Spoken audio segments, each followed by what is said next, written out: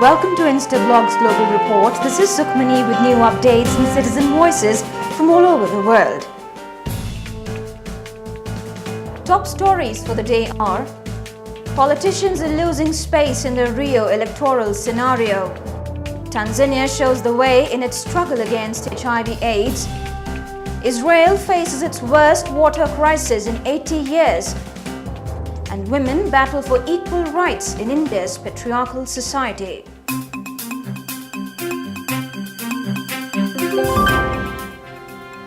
Caught between ruthless drug gangs and the violent police tactics, the poor and the politicians find it difficult to connect with each other.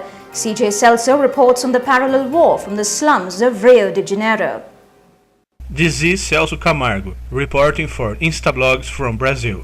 Politicians are losing more and more space for candidates born in poor communities and in the field of parallel groups. According to complaints investigated by the federal police, candidates from outside the slums come to pay values up to $100,000 to get to campaign in the communities. Community leaders of slums are becoming candidates with support of traffickers or the militias that control the slums. Traditional politicians are losing space in the electoral scenario in Rio. Competent authorities still deny that this is happening, trying to plug the sun with a sieve.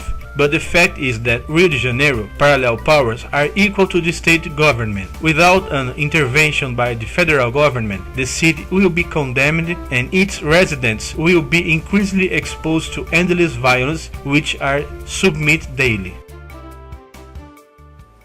Tanzania is paving the way for the other African states in its fight against AIDS epidemic after it reported substantial drop in the infection rate. CJ Simon has more on this achievement from Tanzania. This is Simon, citizen journalist for Instablogs, reporting from Tanzania.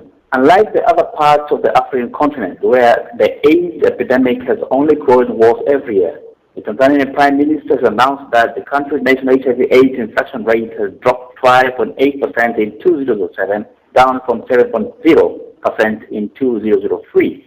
The infection rate of women has dropped to some extent, but the rate among men has shown immense improvement. It has gone down from 7.0% in 2003 to 4.7% in 2007. The HIV-AIDS campaign has helped in promoting the awareness and safeguards which a common man should take, especially in a country like Tanzania, where literacy levels are low. People are unaware about a communicable disease like HIV. No proper health care system further creates the problem. In all, this dropping of HIV infection rate is a big achievement by the government.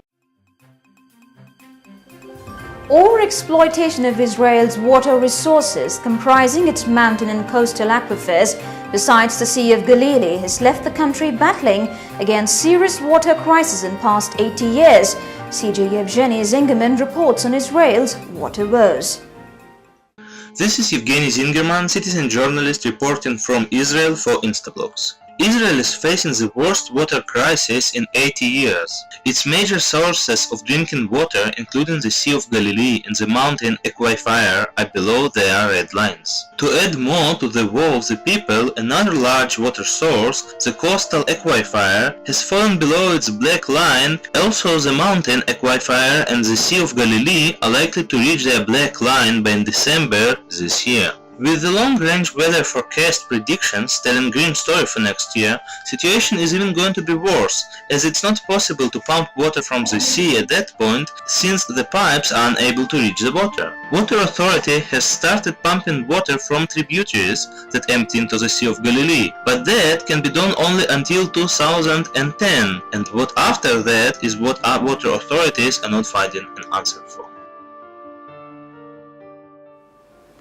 Indian women, despite globalization and liberalization, are struggling hard to break their stereotype and secure equal rights.